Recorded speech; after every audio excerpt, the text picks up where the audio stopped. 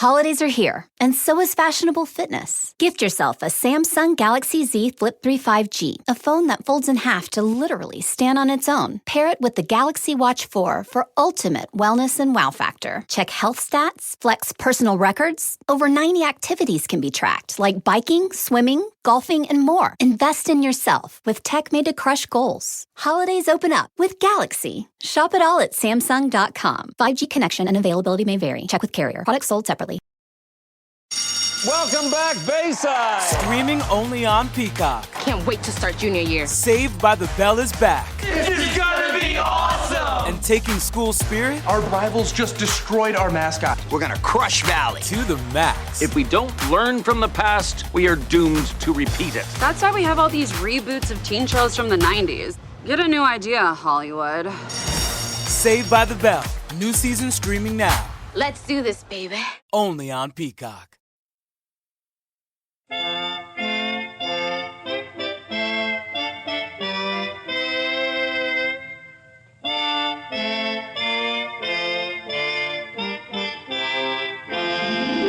Everybody, and welcome back to your favorite Jingle Jangle episode here of No, Gina, what is that sound? What is happening? Now it's what is going on over there? Hang on. I thought I could incorporate it into the intro, but it was too distracting. This is Knowing is Half the Podcast. Today we're going to be talking about, what is happening? Davy and Goliath. Their Thanksgiving episode, hand-picked, hand-selected by TV's Gina Ippolito. We just did a watch party with some of our patrons on Patreon, and we had a blast doing it, I will say right now. This is Knowing is Half the Podcast, and I am Ray Stacanis. I'm Robert Clark-Chan. I'm Gina Ippolito. And we are do you got it under control over there, Gina? Do we? I don't know. There's the cats run the house. I've also started to sort of like pack up for a move, and I think that they are aware of this and are not and are especially punchy. But who knows? And so they just got sleigh bells and are ringing them in your microphone. Yeah. What is happening here? Look, Doc's playing with toys. Merlin wants to be fed. I feel like it's pretty normal cat behavior. My cats never do either of those things. That's because your cats hate you. I don't buy loud toys for my cats because I already have a child. Yeah, that's your decision. Well, I think you just explained it. Yeah. Also, shout out to Channing Sherman, who wasn't sure if he was going to show up to the Patreon exclusive because he's got work in the morning and he's on some not Los Angeles time, but he powered through what proved to be a terrible Thanksgiving holiday special episode of a special cartoon. Shout out to everybody. Channing Sherman showed up. Brian Rapp was there. We had Guama. We had Jerry. And we had Psycho Andy was there. Yeah. Absolutely. And I believe, was there one more person? I think there was one more person. Maybe not. I don't know. It's late. My point is, we're talking about Davy and Goliath. Now, Davy and Goliath, for all you youngsters out there, you might not even conceive that a show like Davy and Goliath was ever on TV or was popular. And I don't know if it was ever really popular, but it definitely wormed its way into the public subconscious back in the 1960s, early 60s, when things were quite different in this country. We were perhaps a little less secular and a little bit more religious in there. Imagine Wallace and Gromit if Aardman hated you. If you lived in hell and Aardman was doing the weekly movie, and it's something like that.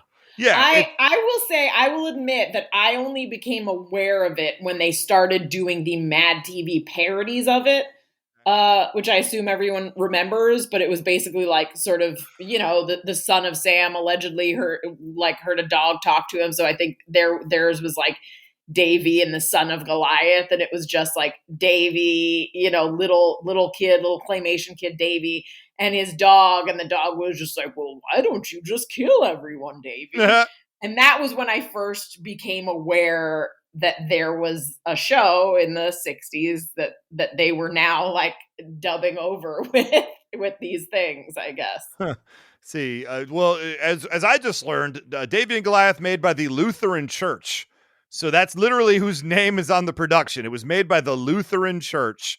And this stuff aired on, like the religious channel, like the one that would play opposite the Saturday morning cartoons, but also would put like televangelists and stuff on there. And intermixed with all that, you'd get Davy and Goliath cartoons when I was a kid growing up. So I've seen them. I wouldn't say I was actively seeking them out, but highly aware of them. And the one show that I think about that kind of like, here's the deal. It's stop motion animation, kind of like those Rankin Bass specials, except those had a lot more production value behind them. These are made very, very cheaply, as we'll get into. They're made on church donations, man. Yeah, so they should have a lot of money, as far as I was concerned. That's true. The one show that actually came out fairly-ish recently was on Adult Swim called Moral Oral. Yes, if you've ever seen Moral Oral, yeah, they know exactly what they're doing there. It is a crazy, psychotic, very, very effed up version of Davy and Goliath. They're doing Davy and Goliath, but they're doing it evil. That's their whole deal. And it keeps as they kept inexplicably getting season after season, they just started getting so bizarre. They started making episodes they couldn't even air because they were so effed up. Like that's where we were at. To be honest, I just did a quick Google search, and Davy and Goliath has been parodied on Mad TV, on The Simpsons, on Robot Chicken. So I guess a lot of people were aware of it. I just was not until I started to see the parodies popping up, I guess. Yeah, if you're a Gen Xer, as I am, and you grew up probably in the Midwest, I'm guessing, this was absolutely in your sphere. This just was. Yeah, I'm not sure too many Italians in on the East Coast or have a need for Lutheran church propaganda. Because they're godless heathens. Yes, we understand that. Well, enjoy hell, Gina. My point is, I will. So Davy and Goliath, this is it. It's about at its core, I suppose, it's about Davy and Goliath, two characters. Davy being a young churchy boy and Goliath being his dog. But it's also about the family, about church lessons being taught through, in this case, a big flashback to the Pilgrims. It's a whole deal. It's very preachy, and I will say, even more problematic than I was expecting it to be. Really? Church propaganda from the 1960s. Oh, to me, this was way less problematic than I had expected. You felt that the depiction Gina of Native Americans was acceptable. Yeah. Sorry, Ching. Yeah. No, I mean, I feel like we all, like, in the 80s, the depiction of Native Americans around Thanksgiving was always that they were eager to help.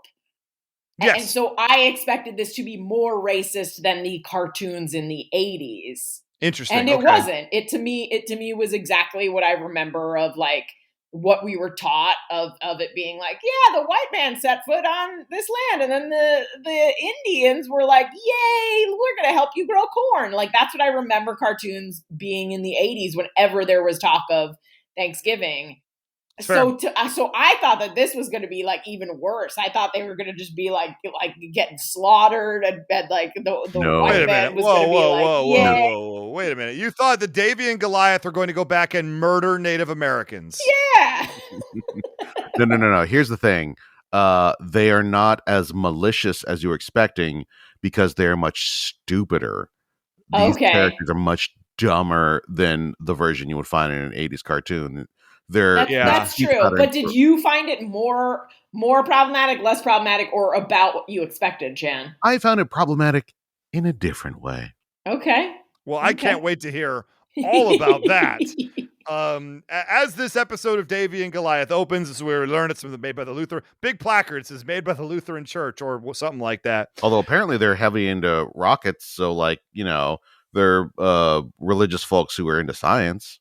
Yeah, they really wanted to step on the moon to see if Jesus was there. I assume that's a different episode of Davy and Goliath that we just haven't seen yet. We open with people playing horns and a pilgrim boy, and we get a big argument between Davy and his sister Sally, where it's like, no, I don't want to do that, she says, and he says, oh, come on, and I'm like, where are we going here? Because this is already raising an eyebrow. It turns out they're having a big old disagreement about what gift to get for mom. Now, as Psycho Andy during the watch pointed out, you can get mom more than one gift. As Psycho Andy pointed out on the watch party, you can buy mom more than one gift. So I don't even understand where this argument is even coming from, because he wants to get mom something practical, and she wants to get her one of a doll because a doll is fun. But then it turns out she just wants to give her own doll. And I think, come on, Sally, you just got to know you're in the wrong on this one. You just have to know that what you're saying is bullshit. You just have to know that. No, she was thinking she loves her doll, so she wants to give her mom something that she herself loves, because that's the ultimate sacrifice. Absolutely not. She was thinking, I know, I could make her a gift and show her that I love her. Thank you. I could spend my money to get her a thing that she would like. Or I could just give her some old shit that I don't care about. She's guaranteed not going to give her one of her nice dolls. She's going to be, hey, here's one of the crappy dolls, which I loved when I was 2. But this also kind of pointed out to me, because, like, why are we talking about gift giving? This is a Thanksgiving Day special. I got very confused, but it turns out that their mom's birthday is coming up. Also adjunct to Thanksgiving, which I guess in this world, some people have a birthday on or around Thanksgiving.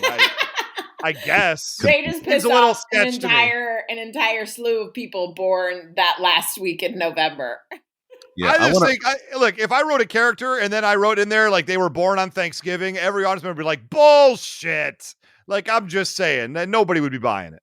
I want a wiki for Davy and Goliath that just has all of the dates, that goes through and like checks every reference that they make to make sure that it all lines up. Thank you. Canon. When I'm watching the Goliath verse, I want to make sure that this shit is tight. Yep. That's all I want. The DGEU. Everybody knows. Loved it. Thank you. So Davey wants to get mom a sweater, which, let's face it, not a great gift, but better than your about, sister's doll. She's frequently cold. Does he say that or something? He says something she needs. Everybody in every church goer in the 1960s in the suburbs was cold. That is a known fact about the 1960s, is how frigid the winters were. So I like the fact that he's a little bit more practical. Like, thank you. He's doing an A to B. Like, mom says she's cold, so like, and a sweater will make her slightly less cold. Let's get her something she needs. She needs a sweater. I appreciate that. Yeah, at least it makes sense. You know, I think she deserves a PlayStation 5, but I mean, this is just me. I don't know. Mom finally comes home, and nobody helps her. This was pointed out immediately as we all stand there watching a gape as mom comes in the door, says, hello, giant bags full of groceries. And they just sit back. Dad's just sitting up, puts his feet up, reading a book. The kids are just like, hey, mom. And the mom's just like, I guess I'm going to unpack all this shit. Yeah, I got to say, like, clearly they're trying to save money on movement of this. Of these claymation characters, but like the fact that the dad is just sitting there and the only thing that moves is like his foot moves every once in a while and his eyebrows, which every character in this show has terrifying eyebrows that just every time they move slightly, it makes them look like they're fucking serial killers. Yeah. But the dad just sitting in a chair reading a book until his wife is like 98% done unloading the groceries. And then he just says, do you need any help? And she goes, no. Now look, as somebody who's pulled that move, I've pulled that move. Yeah, I know. You are this asshole dad. Look, I maybe saw a little of myself in this guy, not for the best. Maybe not my best work. The subtext here is, hey, can I help you with anything over there? Will you actually help me? Yeah. Yes. If I say yes? Yes. It is. I'm not. Okay, well then, no, you don't need to help me at all. Also resonated with me, for the record. Yeah, 100% it was, he's going to come over there and then he's going to say, okay, what do you want me to do? And then she's going to be like, ugh, all right. By the time I explain to you where the food goes in your own house, which is absolutely something you should know, I'm going to have been able to do it myself anyway. So no, I don't need your pathetic excuse for helping. Well, I feel 100%. Called out at this moment, real hard. feel like we're not talking about Davy and Goliath anymore, you guys. No. Were you guys in here this last week? Every night before you go to bed, read just one little story on that big spreadsheet about emotional labor that women put together. Oh my just God! Read one story. I feel so like you think I'm gonna take you think I'm gonna take the emotional labor to read this article about emotional labor? You're gonna put that on me? Come on, Gina. Listen. Anyway, so Goliath, the dog, wants to offer a gift, and that gift is a bone. Huh? Again, I think this is cute. He clearly loves his bone. I mean, I don't think it's cute. Everything about this is a horrifying fucking abortion of claymation. It's just terrifying. Every expression is terrifying. Every movement is terrifying. But if this wasn't a horrific, like, visual vomit, it would be cute that a dog is like, you know what she needs? She needs a bone. And not just any bone, my special bone. You know. All of the jokes have already been made about, yes, he wants to give her a bone. I think what is relevant here, actually, I need to know if Goliath is actually a super smart dog, if Davy recognizes it, if the father recognizes it, because what the father says when Goliath brings over the bone is, "Am I in your way?" Like a sarcastic prick. Then he says, "True. What do you want?" and rolls his eyes as the dog is trying to convey some information to him.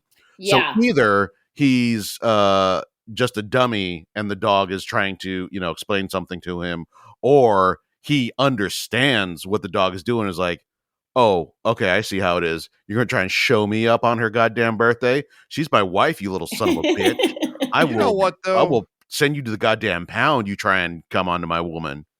Yeah, I will just say, though, I'll say right now, if you had a dog and the dog suddenly started talking, you'd be like, oh my God, that's amazing. I have a fucking talking dog. This is crazy, the dog. But then, like, after you've had that dog for like 2 or 3 years and the dog's still talking, you'd just be like, I just want you to shut up. No, here's the thing. I just don't want to hear it, dog. Ray is annoyed by this because he doesn't want he doesn't want an animal in his house that he knows is smarter than he is. So that's why Ray would not be. How dare you? But because this dad is a terrible person. This dad is just like, oh God, here goes the super smart dog again, and then he's like, why don't you wrap it up, you little bitch? And the dog goes and gets wrapping paper. And everything about this dad, I want to tear his clay head off. Like, I want him to die like Mr. Bill style. Because he's just at this point even more insufferable than the groceries thing is being rude to a super smart dog. Oh, see, there's the angle. Okay. I knew eventually we were going to get somewhere aligned with that. I would say this show tries to present, it's from 1960. It's trying to present this slice of Americana, of this Leave It to Beaver, quiet, suburban, white, religious, middle-class family. And what it instead conveys is just super problematic. And this is where Moral Oral, I think, really, really scored, because they did their versions of these same characters. But the dad is a super alcoholic who won't leave his chair, and it's not that far off from what we actually see in the actual show itself. What I'm trying to say is, if you haven't seen Moral Oral, you should probably maybe just the first season, because it does get real, real weird real fast. Part of the reason why Moral Oral can succeed is because just like the nature of producing this thing, they can't afford to have this amazing stop motion. Like, there's the rhythms are sometimes weird, and there's a lot of long pauses. A lot of them, because this, they're just moving these things by hand, and it's probably crazy expensive just to have these 13-minute episodes.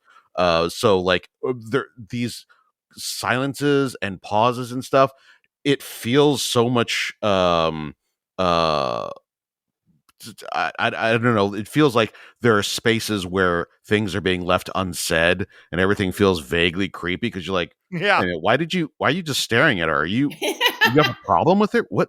Oh my God. Are you trying to killer? Is this like some weird like sexual tension between we'll like the brother and sister? What is even? Yes. Yeah. Also, I got to admit, like, I didn't know it was possible to capture the discomfort that I feel in real life when people start talking about religion. But yeah, this commercial does it with all of those silences that, again, like, clearly, like, claymation is hard and you know, they're adding filler in there. But yeah, like, everything is a bit unnatural and a bit slow. And I do feel like they managed to sort of bottle that feeling of someone saying to me, like, hey, why don't you come to church with me sometime? Yeah, I think you're staring at you. Yeah, exactly. They captured that mood in this cartoon. Well, two things. One, it feels disjointed because it is disjointed. I think that's fair. And two, you know what, Gina, to what you just said, it reminds me of when I used to wait tables like 5 lives ago.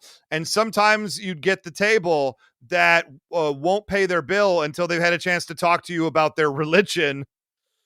Or they'll pay the bill, but you could see they haven't like grabbed it to fill out the tip yet. And then you all of a sudden get things like, you know, I was a young man like yourself once. Oh, fuck off. I just want to do my job. I've been harangued at a table. It was my last table of the lunch shift at a Mexican, at an Italian restaurant, I think. Yeah. And this was back in my early 20s. And I had a table of 2 basically youth counselors who used the opportunity to keep me standing there for a half an hour to tell me about the greatness of the worlds beyond and how I should come to their church, and leaving me pamphlets. And the whole time it was for like a goddamn $4 tip. Does not feel like it was worth it. I should have just walked away. I should have just walked away. I froze in the moment. And here's the worst part. One of my friends who was working there at the time, and she's just like, yo, what was that all about? You were talking with those guys for like a half hour. I said, they religion shanghaied me at the table. And she like, oh, I was going to come over and give you an excuse to leave, but you seemed super interested in what they have to say. And I say, maybe I am a good actor after all. I'm glad she did that to you. That's what you get for not reading about emotional labor. You know, it was a precursor. See, here's the deal. I've already paid off that crime, so now I don't have to read about it. That's the point. That's at least the way I choose to see it. Oh, my God. Yeah, don't be those people. You're probably not if you're listening to this show. It's probably a fair statement. But if you know those people, tell them not to be those people, because that's real poop. That's some real poop. Real poopy. Yeah. Don't be those people. Okay, so one of my favorite lines ever, and Chan, you can talk about this. Gina, I'm sure you have a thought as well, is when Davey comes out from the other room. I don't know, he just disappeared for a sec during the dog and dad scene, and he just busts out with, or do you want to just play it, Chan? Dad? Yes? What does the word provide mean?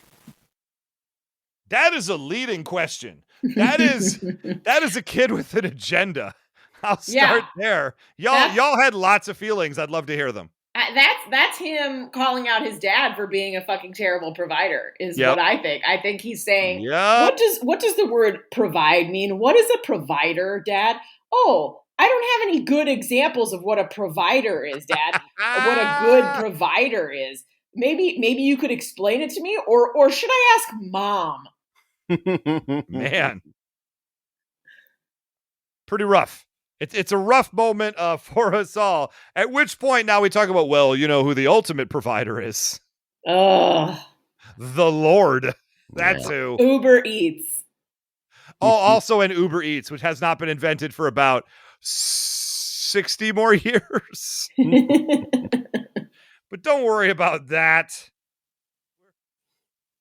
Oh my gosh. Okay. So he says, well, you know, the Lord is a good provider. God is a good provider. So let's talk about the Pilgrims. And I'm like, I didn't really care. You know, I just had a simple question about English and word usage, Dad. I didn't need a goddamn lecture.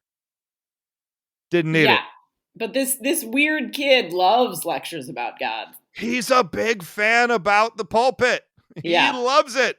He can't get enough. So we have a flashback where now him and his sister are pilgrims, and they're in a boat. It seemed like they were in a boat. Maybe they were in a warehouse. What? I thought they were in a storeroom of a boat that was coming over on the Mayflower, but that was just they were before on the land, context. But they do use barrels for storage. Yeah, it was a contextual thing. I didn't understand where we were, and the way the camera was moving, I thought it was representing the ocean. But then no, they are just in a warehouse on dry land here in the new world. They knocked those barrels over. Yeah. And the camera angles were such like, oh, are they dying now? Yeah, are they being carried under all these barrels? Yeah, it clearly made it look like the barrels were coming straight at the camera, and the camera was supposed to represent a prone Davy on his back without being able to control it. And his sister, meanwhile, is looking at him die. That's what I took away from that scene until it ended, and they somehow were both still alive. Okay, hold on.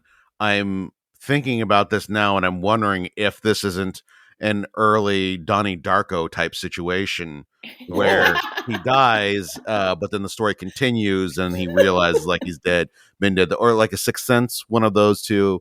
Either he has the choice to go back and fix everything, where he stays alive, but the Indians don't show up, or he dies, and then we get to have Thanksgiving. Yeah, a real butterfly effect. Jesus thing going on. G.I. Joe will return after these messages. Holidays are here, and so is fashionable fitness. Gift yourself a Samsung Galaxy Z Flip 3 5G, a phone that folds in half to literally stand on its own. Pair it with the Galaxy Watch 4 for ultimate wellness and wow factor. Check health stats, flex personal records. Over 90 activities can be tracked, like biking, swimming, golfing, and more. Invest in yourself with tech made to crush goals. Holidays open up with Galaxy. Shop it all at Samsung.com. 5G connection and availability may vary. Check with carrier. Products sold separately. For 40 years, Michael Myers has haunted this town. He is the essence of evil, and evil dies tonight. Halloween Kills, rated R, under 17, not admitted without parent, in theaters and streaming only on Peacock now. Is there a problem, Davy? Well, Dad, there was only one dew left. Tommy said it was his, I said it was mine, and we began to fight, and it was wrong. We're sorry. Boys, why don't you give me the Mountain Dew?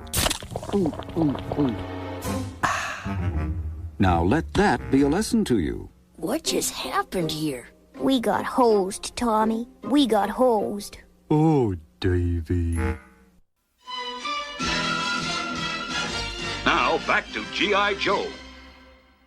Yeah, and these barrels, to set the stage for what Gina just said, essentially we get Davy and Sally, and they're sort of just like, hey, we're just talking, we're hanging out. And then they would cut to a real low-angle shot of these live-action barrels falling into the camera, leading any normal viewer to think that Davy and Sally are being crushed by barrels. And what's wild about this is they don't want to pay for animation, but they can do this live action. That shit they can do in like a minute. So any chance they have to overuse a form of live action. So we watched different barrels fall comfortably 97 times in this one scene alone.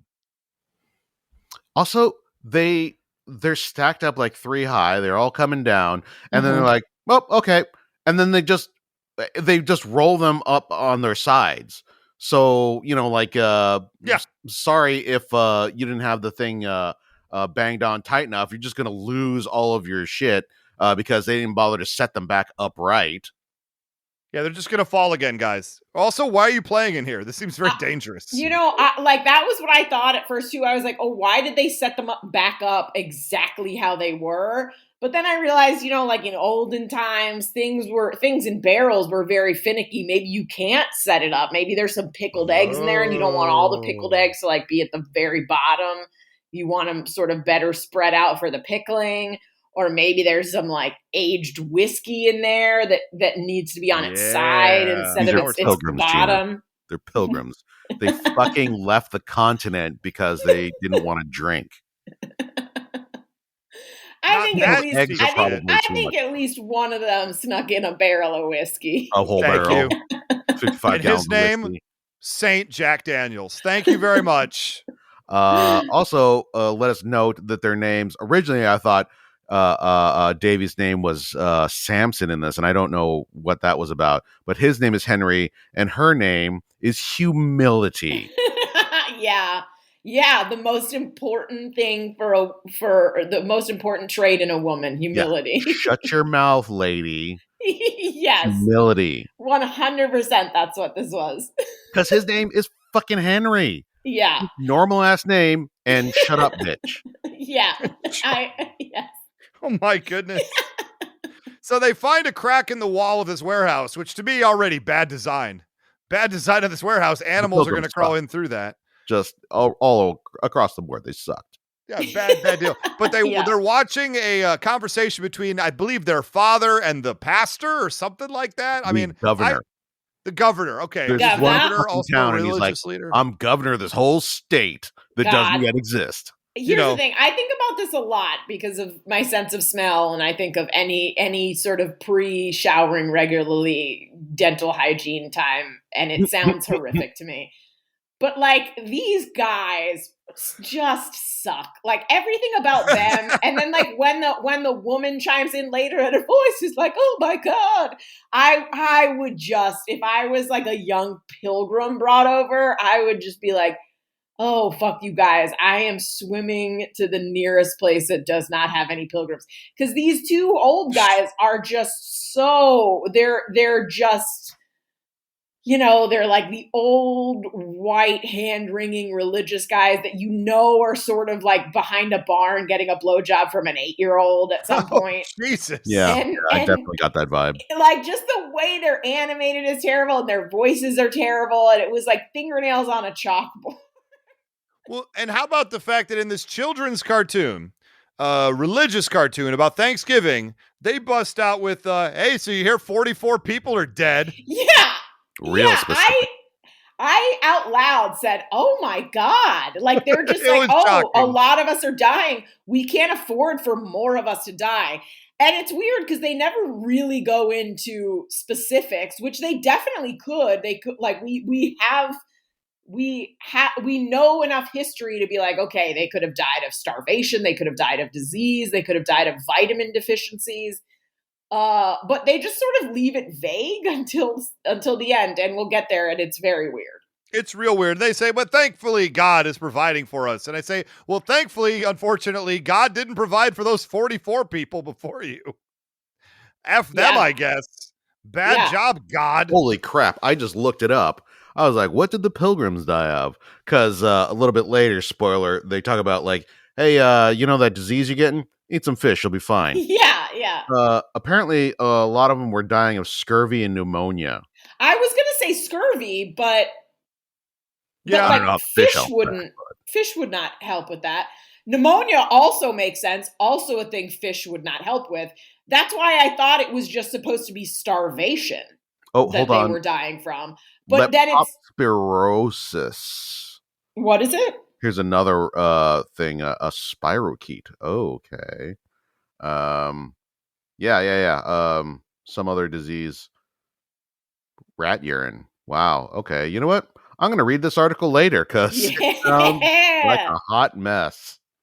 So maybe don't leave a hole in your warehouse if you have a problem with rat urine. You know what? I mean, if they had gone into more detail, because like I know that learning to salt fish and salt meat was obviously a huge thing because, some like if you eat spoiled meat, you're gonna fucking die. But again, they don't like. And I guess it makes sense. I guess it makes sense that these guys are like, we're dying and we don't know why. And then later someone's like, yeah, eat fish instead of your fucking tainted meat. I guess maybe that's what it is. But again, in a children's cartoon, it's all very strange. Okay, hold on. I'm sorry. Oh boy. I kept reading this goddamn article. Turns out the pilgrims showed up. There was just an empty village there. And they're like, you know what? Why don't we just chill here? God provides. He provided his friggin' houses. The town was empty because they had all died of a fucking infectious disease. Oh my God. And so they're just like, we're just gonna move in here. Oh, what is this weird disease we're getting? I wonder if there's a connection between this fucking abandoned village. And you're not talking about Roanoke, right? No. Punxsutawney. Punxsutawney. That's where Groundhog Day is. Punxsutawney Phil. Yeah. Because I mean, there's the abandoned colony of Roanoke that for years they had no idea, like what had happened, and there were it's very fascinating to me. I'm sure our listeners are smart, so I'm sure they all know about it. But just finding, I wouldn't bank on that. But just like finding an entire colony empty of people, but with everything else still there and basically undisturbed, is just so fascinating to me. No, it seems spooky until you find out that basically they were real hungry, went over to the Indians and said, "Can we marry you and please take care of us?" In the way that white folks tend to do. Yeah. I love the fact that these folks were so religious. They just showed up at this new land and already prepackaged homes were on the thing. And their notion was God made these for us. They didn't stop to think cause and effect that would get us to this situation. They were just like, it's a miracle. We have running water. Yeah. There's a dead moose in the well. He provides. I don't know. That's crazy to me. A lot of things killed you back then. Lots of things. That's a fact. You had to have 13. You had to be Philip Rivers and have like 13 children just because you were expecting to lose like 9 of them. Yeah. Boy, there's a really detailed description of how spirochetes fuck you up in this article. Slate, thank you so much. Thank you for providing the joy that I need to think of these. You want to talk about explaining what providing's all about. Daddy, what does spirochete mean? Well, son. Well, let me tell you about the time that I was in Vietnam. Oh my God. Well, this takes us to the next live action segment because now we cut over to Sally and Davey. I'm not learning their bullshit names.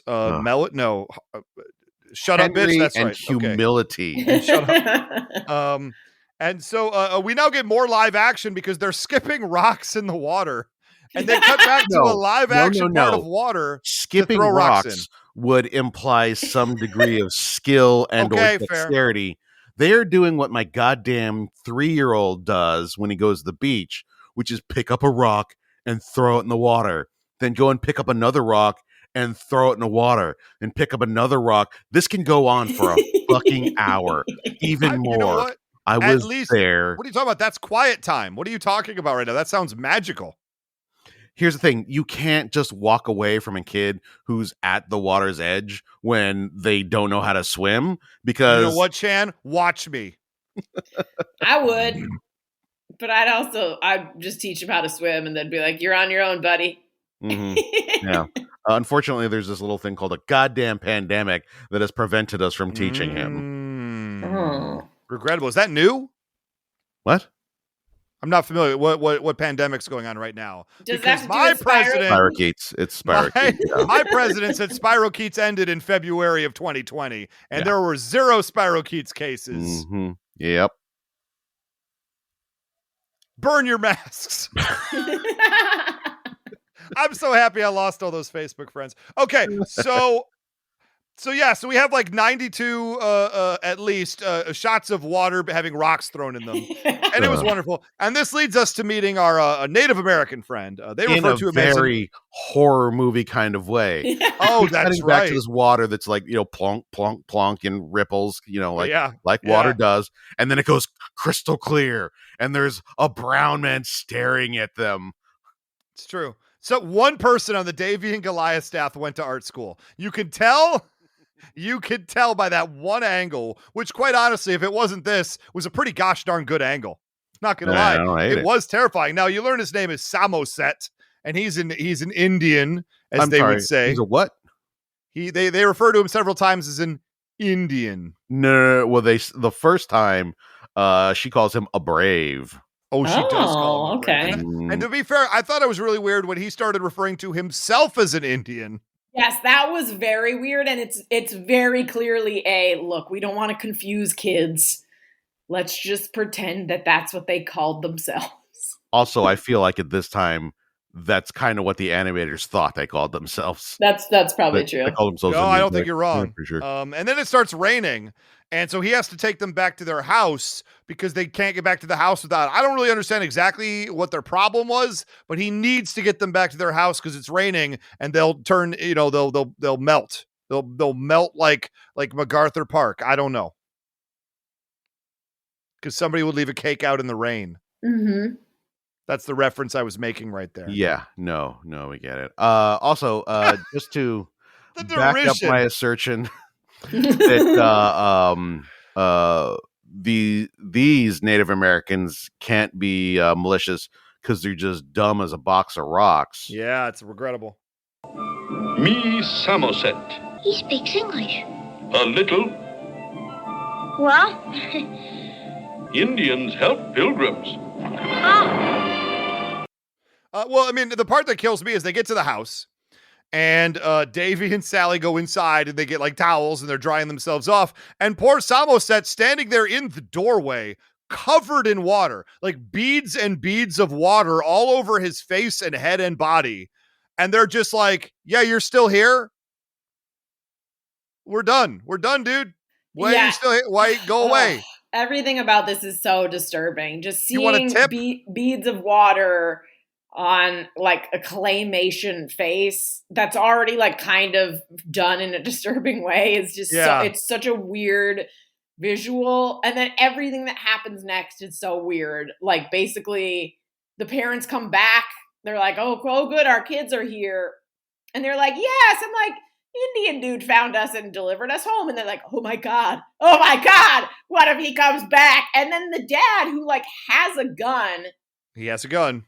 But actually, okay, you skipped this over. Makes sense. He used his one bullet to try and shoot his wife. Yes. So, okay.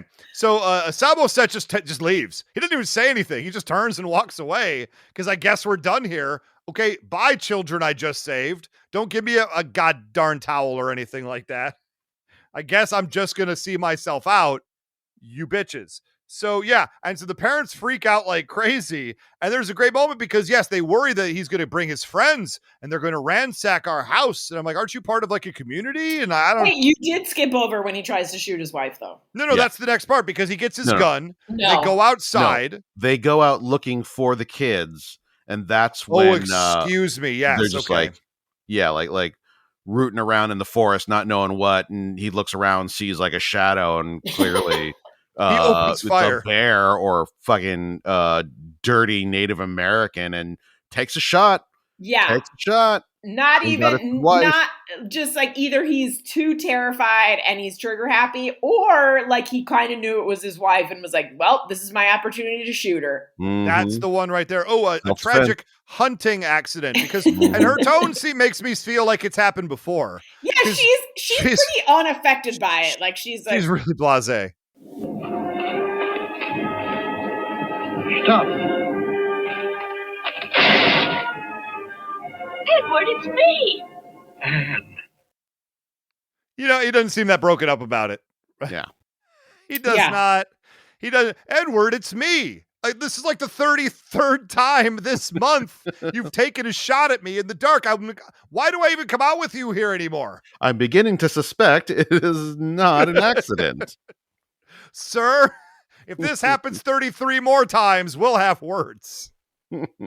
It's crazy. So then they say, oh, the Native American, he's going to come back. And he does come back with food. They say that they were helped back by an Indian. And the old people are like, they're delirious. Clearly, that's not something a brown person would do. Help. I'm like, Jesus. And then you see a shadow in the window. Again, it feels like, there's one person on staff who just loves Hitchcock. And I was like, you know what? I'm just going to slide in this. And I feel good about myself for the work I'm doing here. But also the mom or someone is like, what if he could bring friends back and kill us all?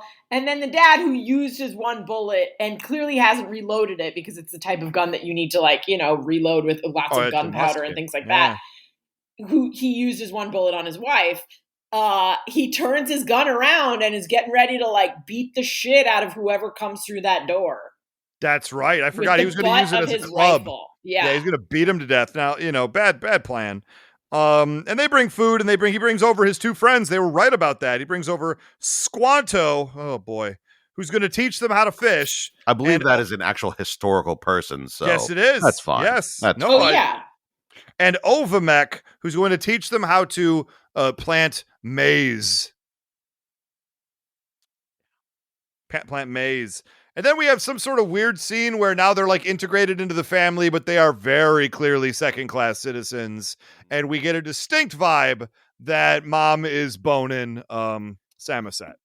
Right? Oh, yeah. I'm not making that up. That was clearly there. Which also, like, wouldn't you, if you have this weird, like, flabby-faced, sour-pussed husband, and then all of a sudden this dude comes and he's like, I know how to do a lot of shit, and I'm, like, pretty in shape, and I'm not fucking 8-year-olds behind the barn, then you get some. If you're Mrs. Pilgrim, you get some. Mrs. Pilgrim, God provides. God provides food. God provides dick. You're going to be fine. And then literally we get to the end of the episode because this is somehow that was 13 minutes, everybody, and 55 seconds. And then they come back. So at the end, the dad's just like, so now do you understand the meaning of provide? And in my head, I'm like, no, not even a little bit. That didn't help me a bit. What was provided? You guys went somewhere. You had no idea what was going on. You got bailed out. What did you provide for yourself? Yeah, it is the most entitled, crazy view of crazy way of looking at shit by saying like, oh, we're so great that God will provide for us because we're awesome, so that he'll even provide people for us to do our work for us. It is a pretty fucked up lesson. To have this being made, I believe, like civil rights movement, and to have the moral of the story be God put other people on this planet to serve us, the white people, as your main lesson of the thing for children. You know, of course, boomers are fucked up. Of course they are. I just want to say, Samoset provided for Anne, and... Well, God knew when the Pilgrims came to their new land, they'd need to learn to grow maize and catch fish. Uh-huh. So, he provided, planned to use the Indians to help the Pilgrims in their new homes. I'm sure of it. What's this for? I think Goliath is trying to provide for Mother. Goliath is providing for Mother. Goliath is... I didn't think we could have a worse speech than the Care Bears kids Thanksgiving Day speech, but I was wrong. That was 10 times worse. Oh no, and problematic and racist. Cutting all that. All I wanted was the end there. No, use the whole thing. What are you talking about? That was brilliant. We need that speech. No, we don't. That speech needs to be in this episode. Needs. Chan, I need you to provide that speech into this episode. No, I will not provide for you. That's something your wife can handle. And if not, find an 8-year-old behind the barn. I don't know. I don't know what to tell you. Figure it out. Figure it out. What is happening right now? Don't ask me to provide. And that is the end of Davy and Goliath. I have a strange feeling most of the other episodes are equally as problematic as that one. That seems about right. I mean, it feels like they really did themselves a problematic favor by leaning into this source material of the first Thanksgiving. But I mean, here's the thing. That's a bad message. Years ago, it's Well, you think about it, this came out in 1960. And, boomers, we're all in their teenage years, mid-teens or below. And this is the bullshit that they were being fed. And you wonder why people in textbooks people in Texas are terrified that their textbooks are going to have critical race theory in it. It's just, of course, this is where they came from. This is the viewpoint of the world in the year 2021 to a large percentage of the country still. So, of course, they're messed up. I will just say that I feel like really what we're doing here is hitting some pretty low-hanging fruit. Davy and Goliath is obviously problematic. And the reason why I know that is because I scroll down a little bit here on the YouTube and see that the comments are turned off. I'm like, oh boy, what have people been saying on here? That they're like, no, we're good. I for a peek behind the curtain, I was tasked with finding a Thanksgiving episode. The Pac-Man Halloween episode, I was told, was not the worst thing we had ever watched. So I made it my goal to find something extra terrible. And on Wikipedia, there's a whole Wikipedia page that lists every Thanksgiving episode of every show ever written. Like from Alf to I mean, just like every Simpsons Thanksgiving episode is on there. So I went through it. That's and just great. Clicked on anything animated that sounded terrible. And I specifically was looking for pre 1987, because I feel like that's when everything would be particularly bad. And when I saw this, it just sounded terrible. It looked terrifying. And I think I didn't disappoint. Psycho Andy did say it was still not as bad as BC. Yeah, BC Thanksgiving was rough. I'm not gonna lie. Like this. I liked BC better because at least like the animation was a little bit fun. Like fun stuff was happening in the animation, whereas this just made me feel like I let the devil into my house and like now I can't get rid of him. Like while we were watching it, I felt very uncomfortable. Based purely on running time, I like this better. Yes, this was very short. You can throw as many terrible 13-minute episodes as you want at me. 13 minutes and 55 seconds. Stop shortchanging that extra awful 55 seconds. I keep taking the barrel scenes out of it. I apologize. Guys, I can't until you've seen that. We'll put up links on knowing at GI Joe podcast.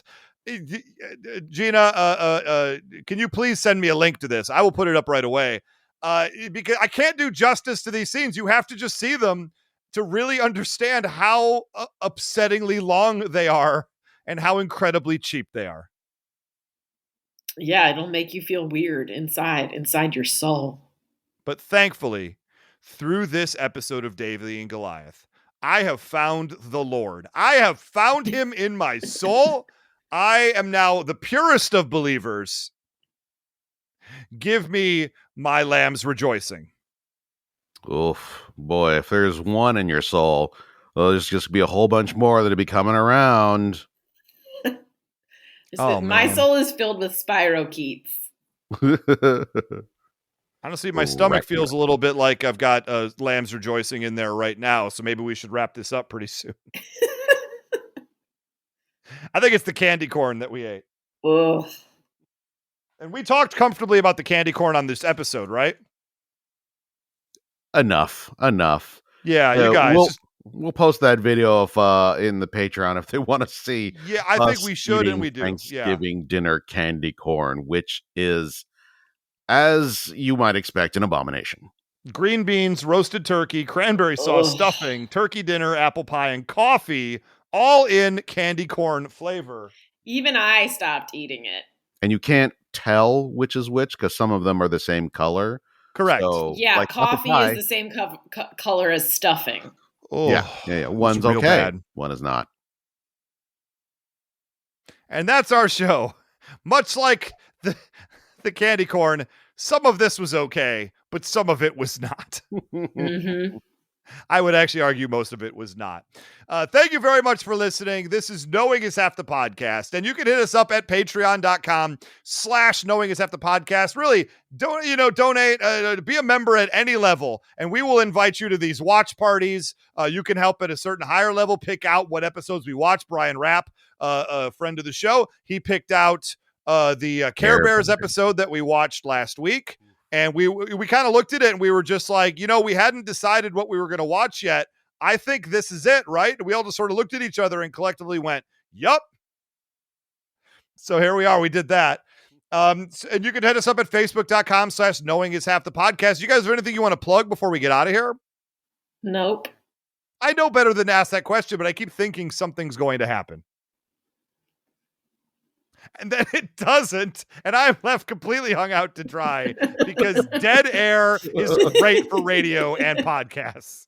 Thanks, you guys. In the meantime, you can hit us up on Twitter, at GI Lost the Thread, at GI Joe Podcast on Twitter, or individually, you can hit me up at Almighty Ray. At 999 RPMs. I'm at Gina Ippy.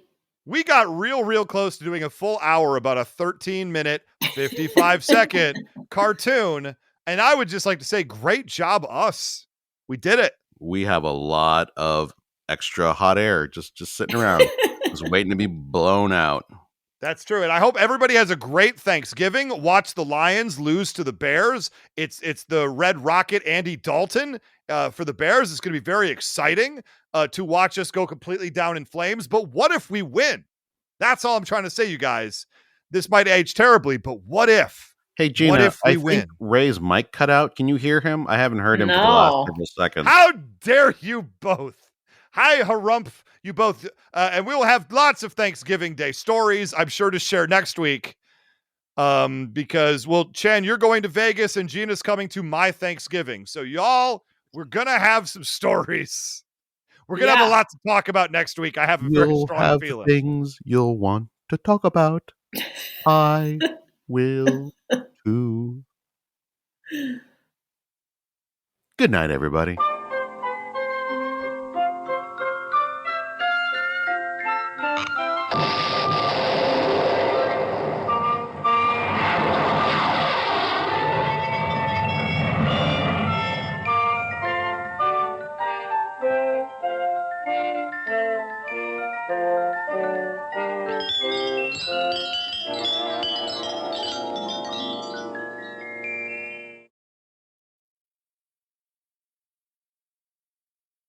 When we talk about McDonald's combo meals, we talk about savory meat, golden fries, and your favorite drink.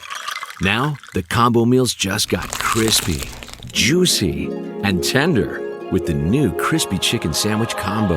And you have to try it.